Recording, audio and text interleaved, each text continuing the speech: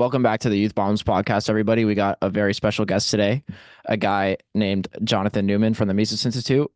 He is an economist and he taught economics and finance at Bryan College, and he is an author.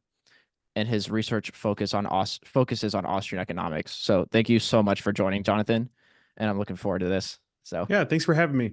yeah, can you tell us a little bit about your background and how you found the institute? Oh, sure.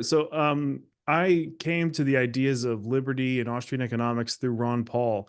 I was a junior in college when Ron Paul was running in 2008, and I just noticed that he was saying some things that were different from the other Republican candidates, and so I read his book, The Revolution, and in the back of The Revolution, he had some recommended reading. One of those books that he recommended was Economics in One Lesson by Henry Hazlitt. So I read that, and I loved it, and I thought I wanted to study economics from that point on. But then I noticed that, so I started reading some other things about Austrian economics, about Henry Hazlitt, and I noticed that there was this institute, this organization in Alabama that hosted a summer seminar, summer program where you could come and learn about Austrian economics for a week. And so I came shortly after that, and I was just blown away. I loved it so much, and it was there that I decided I wanted to study economics at the graduate level. And so I came to Auburn and studied economics, and I did some summer research fellowships here. After I graduated, I taught at Bryan College, as you mentioned, and now I'm full time at the institute as a research fellow. That's awesome. That's awesome stuff. He clearly was saying completely different things, and that Yeah. just it grabs your attention. So, have you always been an Austrian? Like, what made you, like, what were you before you were like, you saw that? So I didn't really have any. You couldn't put me in a particular like school of Sure. economic thought back then, but since I became interested in economics through Ron Paul, obviously I was very directly sort of put into the Austrian camps or was led into the Austrian camp. Before Ron Paul, I was sort of just like an uninformed conservative. But it was really, reading Ron Paul's stuff about the Fed, about the financial crisis in 2008, um, that really led me to the Austrian explanation of the business cycle and about the harm that the Federal Reserve causes. And so that's what led me down that path. The program at Auburn is thoroughly mainstream. So I was trained in sort of mainstream mathematical modeling and statistics and econometrics and all that. But even through all of that, I kept on reading Austrian literature and attending Mises Institute programs, and so I would say I've always been squarely in the Austrian camp. Oh, that's cool stuff. That's great stuff. So what, like, obviously, Austrian economics looks at economics through the lens of human action, Mm-hmm. and so, what do you think the first steps are for someone who wants to learn about Austrian economics? They're kind of open-minded towards it, that they're not quite sure about it. What do you think the first steps they should take are to get a good grasp of it? That's a good question. So some of the first books that people should read are books like Economics in One Lesson by Henry Hazlitt. In that book, Hazlitt shows that the way that we should think about events and policies is through like good economic thinking. And the way that he describes it is you have to consider all of the groups that are impacted by some event or policy, and you have to consider the long run effects, not just the short run effects. So you have to think about like what would have happened if that policy was not enacted, or what if that event didn't happen. And so like the first one that he goes through is Frederick Bastiat's broken window parable, where he explains that if there's involuntary destruction of resources and then there's some spending that's done to repair those resources, in this case, a broken window, that doesn't represent new spending. It doesn't represent new employment.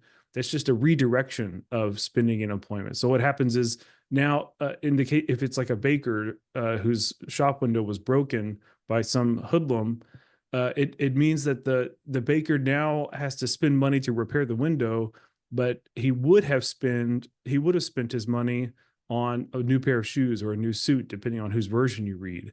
And so what that means is like the way that you should think about economics, so you should think about the economy is always in that sort of it's called the counterfactual perspective, where you think about what happened. So what actually happened is that the baker's window was broken, and you have to compare it to the counterfactual course of events where the baker's window was never broken. And so if once you make that appropriate comparison, then you realize that the effect is not stimulative. Like you don't have an increase in spending, increase in employment. You just have a redirection of the way resources are used. And so like that sort of thinking is carried through the entire book, and it sort of opens your mind to think about how the economy works. How do we evaluate proposals like minimum wage, about tariffs, about money printing, all of these sorts of things, and you start to see like the true effects of it. So if you take a statistical approach to it, then you'll see the before and after. You'll see data points going up and data points going down, but like the good economist looks beyond the numbers, beyond the data, and actually thinks about the true cause and effect that's going on. So you mentioned human action. So like, what makes the Austrian school distinct? We start with human action. We start with individuals making choices based on their subjective values, and then they interact in markets with each other, and based on their subjective valuations over the goods that have been produced, they come up with market prices, and those prices allow entrepreneurs and others to use numbers to do business. So in the case of an entrepreneur, they can calculate profit and loss. And this is hugely important for economizing the use of our resources. And then you can also talk about like what happens if there's more money printed. And in that case, there's a devaluation. The purchasing power of the dollar decreases, or purchasing power of the money decreases, and you get all of these other effects. But like no matter what sort of event or policy or whatever you're considering, it all comes back to individuals making choices. And so that's what makes the Austrian school distinct as opposed to other schools of thought. So I'll just before I hand it back to you, to contrast it with the mainstream, what they do is they start with a mathematical model. So they sort of assume that the individual is this hyper rational equation, basically, that's trying to maximize utility, and they'll consume bundles of goods, almost like they're doing calculus when they're making their choices. And so like this, that can take you so far. Like you can derive demand curves, you can come up with a whole way of thinking about the economy doing that, but you've lost the person, you've lost their subjective value, you've lost the qualitative aspects, you lose the ability to think about all of these different things in a more holistic sort of way. And so that's why I think the Austrian school offers a much better way of thinking about the economy. Sure, yeah. I mean, the person who broke the window, the opportunity cost is he doesn't get to have the stuff, and I think it's like so common sense whenever you first read that from Hazlitt. It's like, well, obviously it's not a good thing, right? Like, but the Keynesians will just say, look at this data, you spent all this money and it's great, and look at all this job growth because of it. Which it never really made sense to me. But where do you see the most like, I don't know, like acceptance of libertarian or Austrian kind of ideas in like any concentration of the United States, maybe? Do you see like a pickup in that to a large degree in any areas? Well, yes. So like we just went through a presidential election, and I think that there's been a huge watershed political realignment that happened with the two major political parties. So what we saw in with the Trump campaign is we saw that the neocons have been totally shoved out. Like there's no more of this sort of warmongering side or tribe within the Republican Party. So I would count that as a win. I see more free market ideas being touted. It's not perfect. Like you still see like some bad ideas coming from the Republican side. But the point is that like within the Republicans, I would say that there's you can definitely see the influence of the Ron Paul movement. You can definitely see that the sort of the groundwork that was put down by the Ron Paul presidential campaigns that made it possible for the ideas of liberty and free markets to have a stronger foothold within the Republican Party.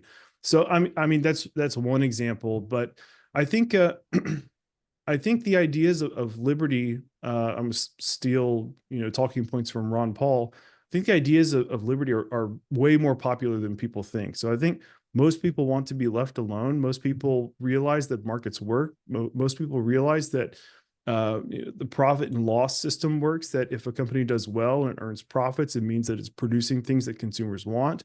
And when a company doesn't do that, it means that they incur losses and therefore they should go out of business. So I think like those sorts of ideas of like the how a market economy functions is wide, it's popular. You can definitely, I mean, you can come up with many counter examples where you say, well, there's all sorts of people who are arguing for, socializing losses, bailing out failing companies, even people advocating for socialism. But I think like those ideas, they're on the fringes of the political environment, and I really do think that there is a strong group of people in the United States and perhaps around the world that is in favor of liberty. Yeah, well, I mean, to the extent that we could get any liberty, that would be amazing. Yeah. But I mean, I see some like events that are on your website. Can you tell us about um how people can attend those events or what people could do? They're kind of interested in Austrian ideas and whatnot, and they'd like to get to know some more about it. Yeah, so for students, I highly recommend Mises University.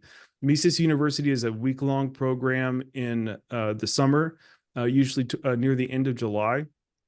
I mean, that's where undergraduate students, especially, can come and they can spend a whole week in Auburn and attend lectures on Austrian economics. It's like a full course on Austrian economics condensed into 1 week, and it's a lot of fun.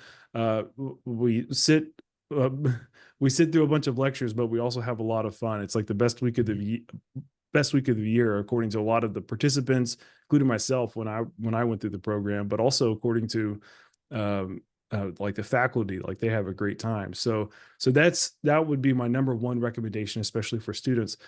For graduate students and for academics, we have research conferences. Like we have the Austrian Economics Research Conference. That's a big deal where people are presenting papers and they're trying to advance the literature on liberty and on Austrian economics, and they present their papers at that conference. That usually, or that always happens in spring.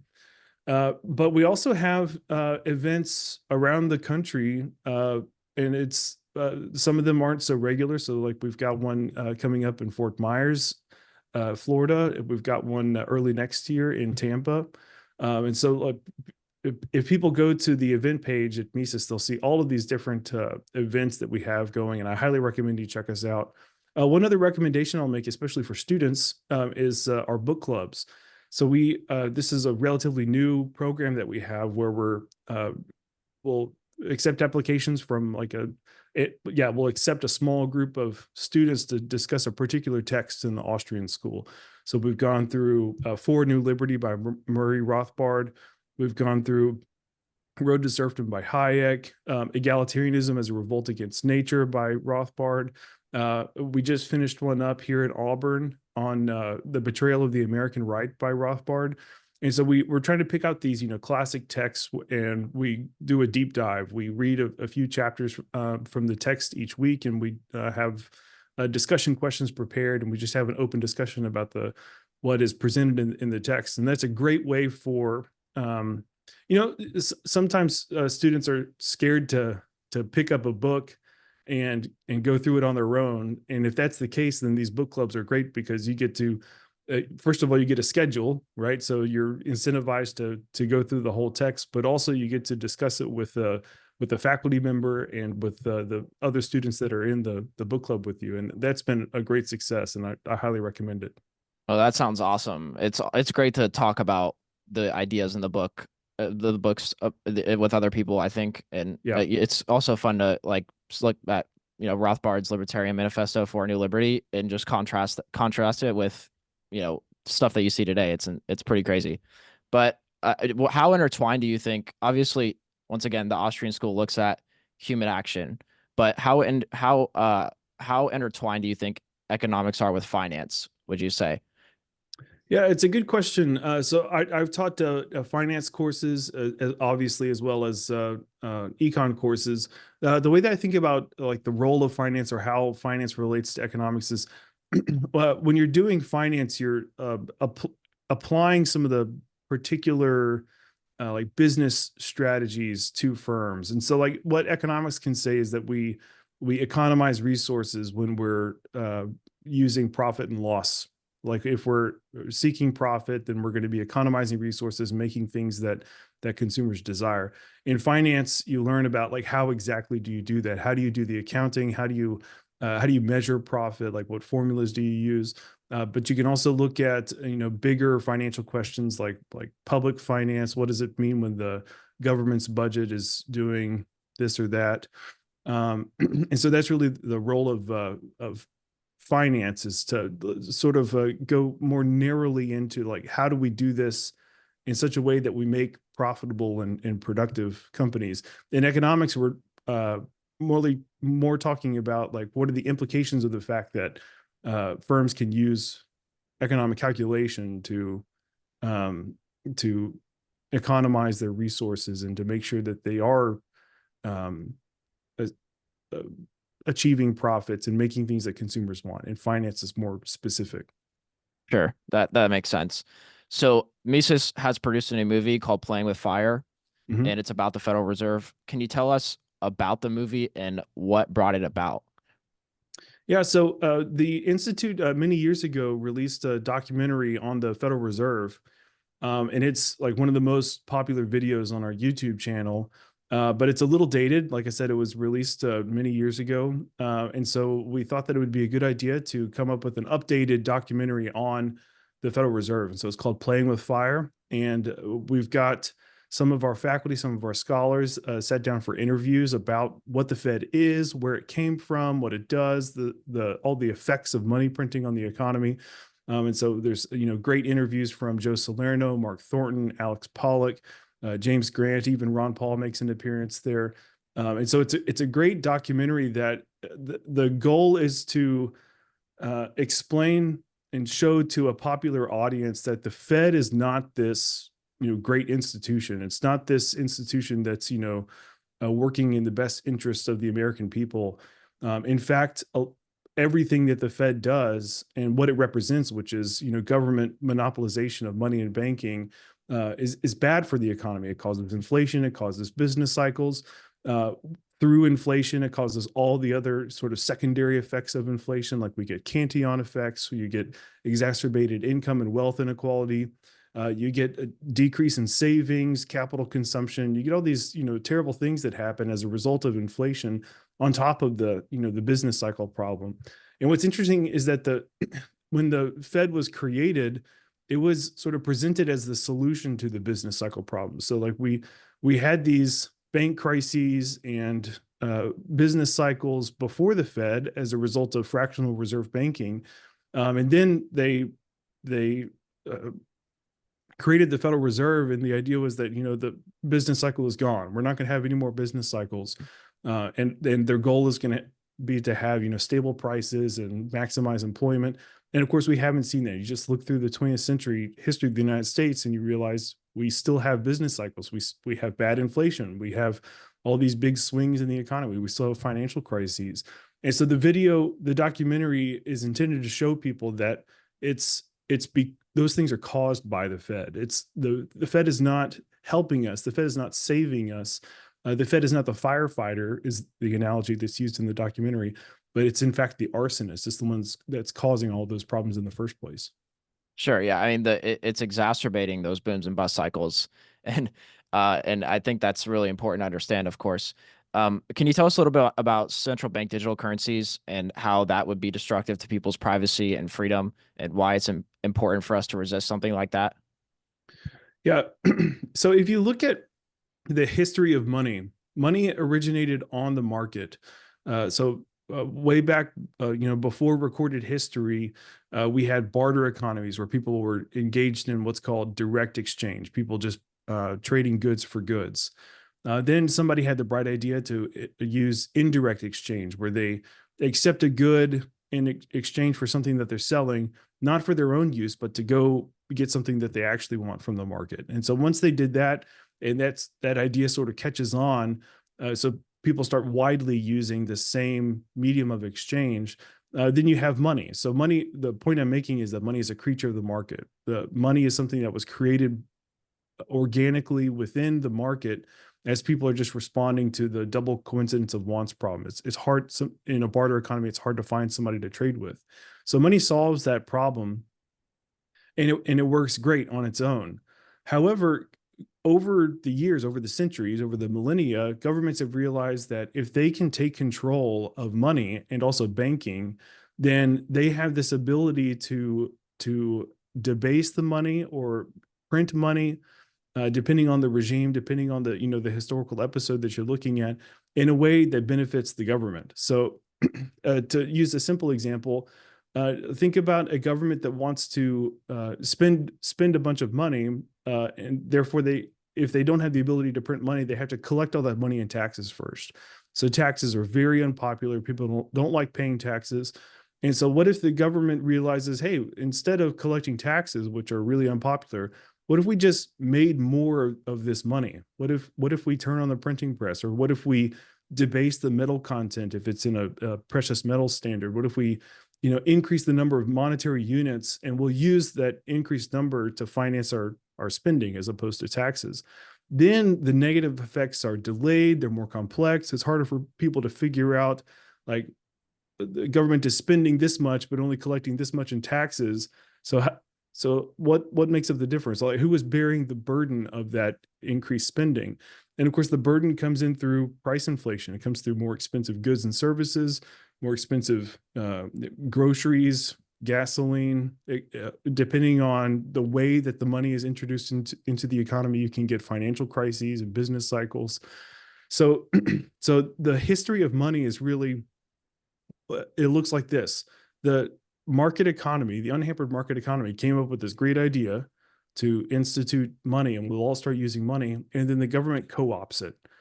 Now, the way that that's happened in the U.S. is we had central banking, there was prohibition on gold ownership, we had the Bretton Woods system, and then that collapsed, and so now we have a purely paper fiat money system that's led by the central bank, by the Federal Reserve. Now, even in our current system, there's still a little bit of a check that we have, and that's with cash. So if we use paper cash, then it means that our transactions are private. If we withdraw cash from the banking system, it means that we can start a run. It means that we provide that sort of check on the banking system.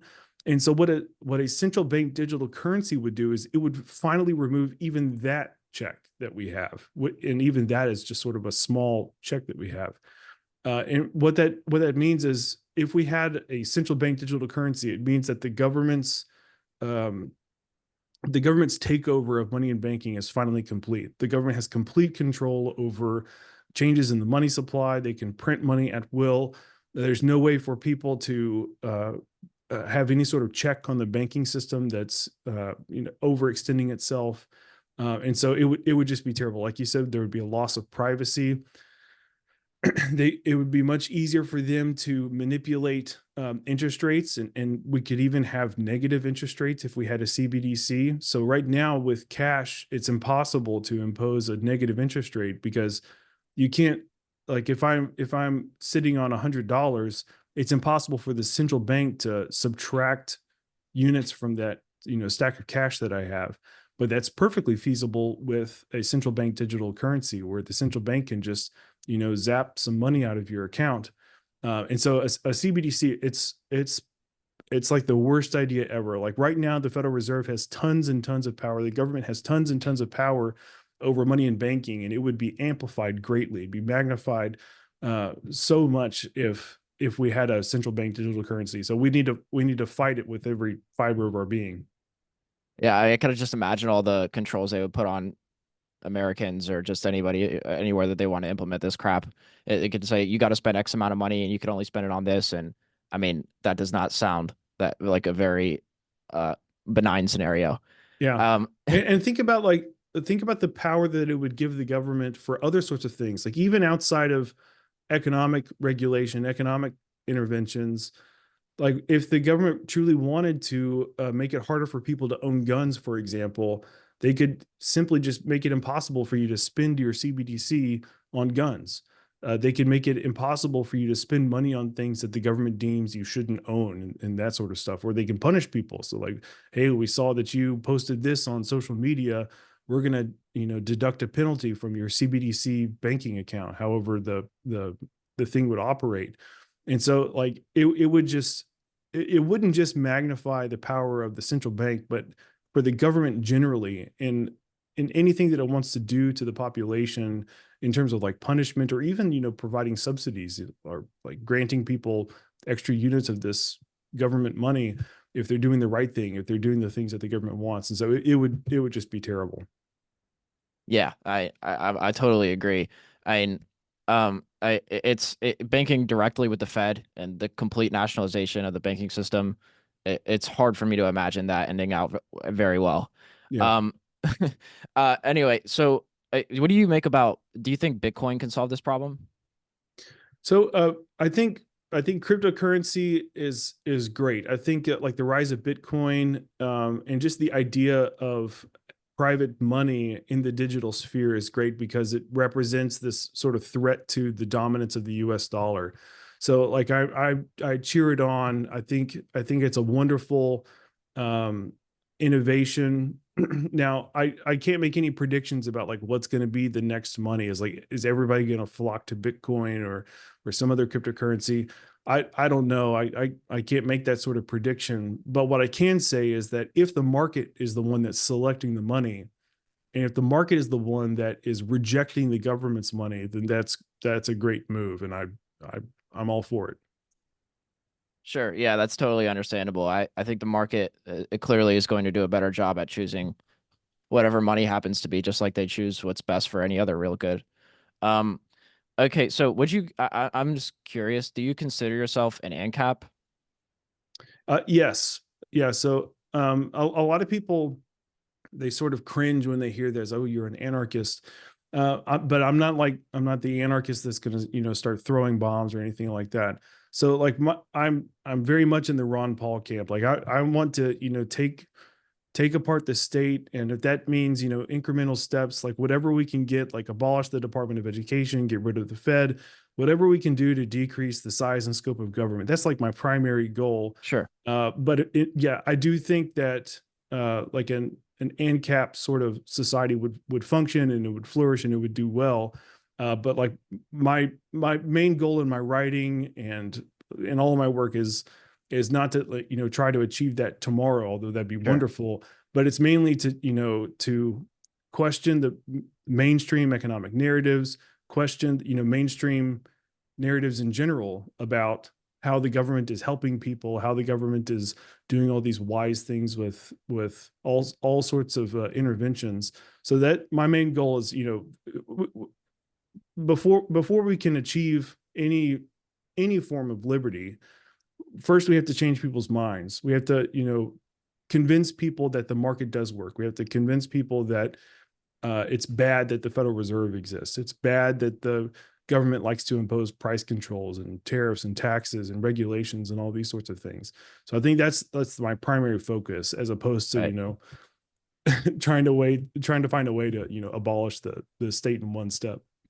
Sure. Yeah.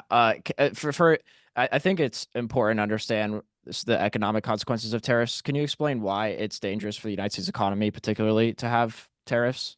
Or like, why would like, because a lot of people just think, oh, well, we need to protect our domestic industry, right? I think that's very common. Yeah. So, and tariffs have become very popular recently. It's interesting that the field of economics got its start by questioning the idea that the best thing for a country to do is to hoard gold, is to increase the amount that it's exporting and decrease the amount that's importing. But like if you go back to Richard Cantillon, David Hume, even Adam Smith, you look at those authors, and they explained that actually what's best for an economy is for us to trade. It's for us to have free trade with countries, and what that means is that countries can specialize in the things that they are the best at producing. It means that uh if we tried to be self-sufficient, if we tried to not have any imports, like, so go to like a logical extreme here, if we tried to not have any imports, it means that we have to be self-sufficient on everything that we produce, which of course we would be worse off if that was the case. And that's really all a tariff is. A tariff is just a barrier to trading with other countries, trading across a border. So I like free trade. I realize that there are other arguments for tariffs that are not economic. So even though I'm an economist, I realize that there are other reasons why politicians and others would argue in favor of tariffs. Like a big one is the national security one.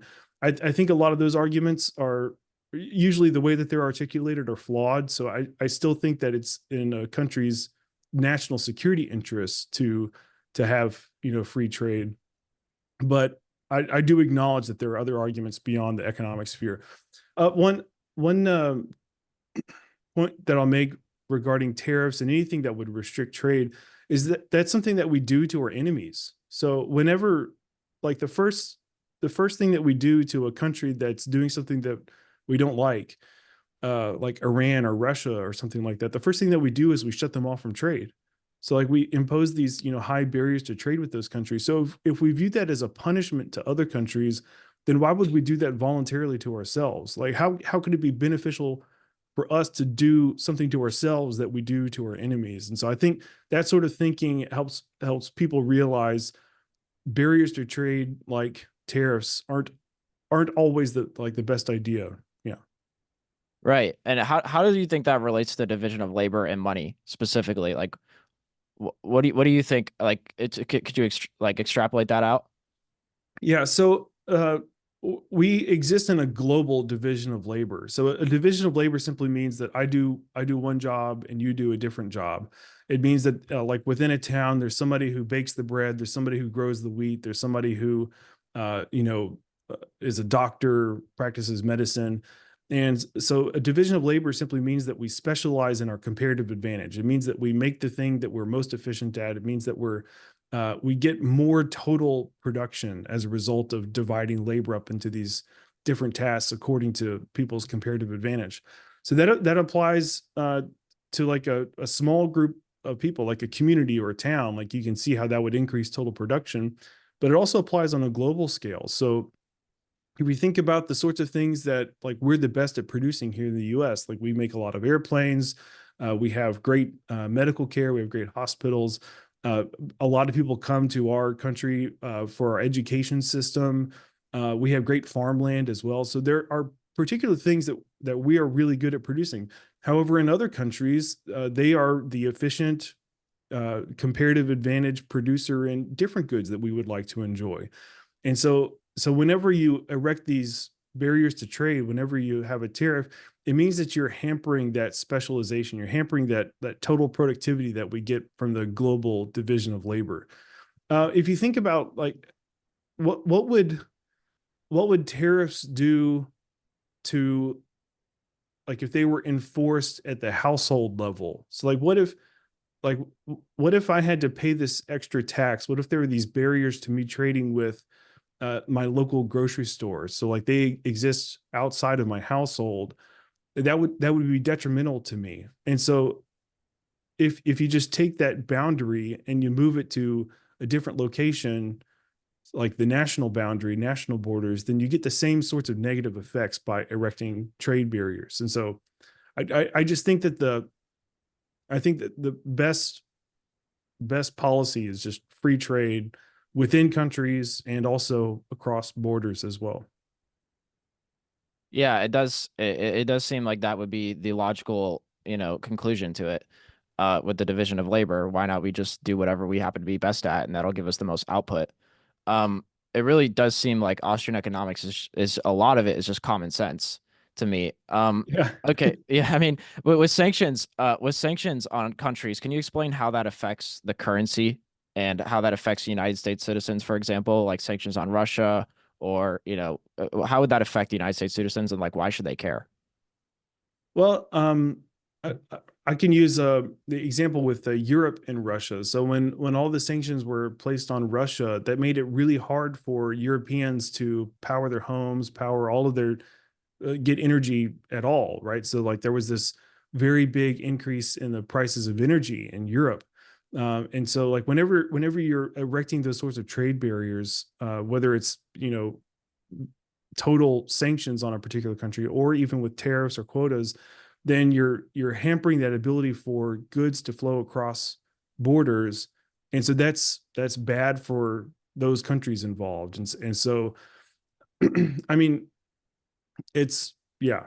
I, I feel like I've said enough about like the like all the different problems with tariffs and erecting trade barriers. Sure. If we see that if we see that market economies work when the um, when the boundaries are restricted to like a state or to a household or to a community or a town, that it makes sense for those same principles to apply across this imaginary line that we call a national boundary. And so like the best thing for us to do is to have open free trade with all countries.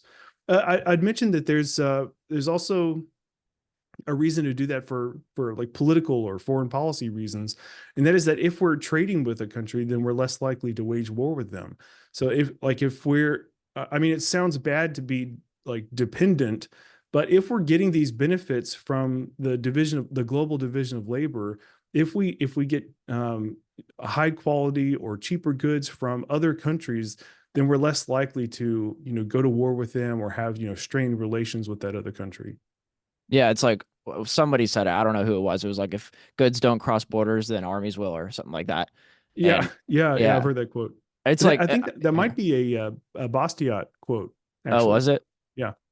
Well, can you the German governments, like particularly Germany, they spent like 500 billion euros or something on the solar and wind stuff. Can you explain why it's important for the government not to spend on infrastructure? I think it's like really ingrained in people's head that the government needs to be spending money on infrastructure, right? Like this is really important. Why does the government like bad at that? Why is that a bad thing? Yeah. So the simple answer is that the government is not subject to profit and loss. So in the market economy, when a particular business invests resources in making something that they think consumers demand, then that there's a limit to how much they will invest, right? So they'll only invest up to the point where they think that it will still be profitable for them to do so. They won't overinvest, right? They also won't pull resources that have more valuable uses elsewhere, valuable resources in producing other goods. However, whenever the government is doing something, it means that it's not subject to the profit and loss test, which means that the government really has no idea like what is the best use of resources. Like should we be building all of these really ugly wind turbines, or should we invest a bunch of resources in all of the mining that goes into making the materials that go into solar panels, right? So it's just impossible for governments to know. However, if a private individual or private entrepreneur says, hey, there's a way for me to make energy with a solar panel that's not too costly, that people would be willing to pay for this solar panel, and so I'll go through and invest those resources in doing so, then we get the best case scenario. We get this one company that's producing this thing in a way that's profitable, it's productive, and it's not wasteful. But whenever you have the government that's directing the use of resources and spending people's money, spending taxpayer dollars, or even using inflation to finance it, it means that we're going to get the waste of resources. So notice that whole argument is totally independent of the whole climate debate, right? So a lot of people are debating like, is global warming happening? Is global cooling happening? Back in the 70s, they were talking about that.